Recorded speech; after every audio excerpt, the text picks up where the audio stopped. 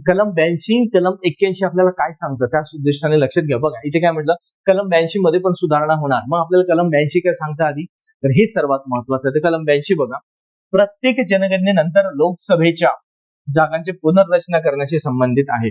बरोबर, जेव्हा जेव्हा आपली जनगणना होतं तेव्हा त्या जनगणना झाल्यानंतर जे लोकसभेच्या जागांमध्ये बदल करता येतं हे आपल्याला काय सांगतं कलम 82. पण आपली जनगणना झाली का? नाही. बरोबर आहे. मग याचा आधार कोणता घेण्यात येत होता, तर आपण 2011ची जी जनगणना होती त्याचाच आधार घेत होतो, म्हणून लक्षात घ्यायचं. आता 81 काय सांगतं आपल्याला, ठीक आहे. लोकसभेच्या रचनेशी संबंधित आहे.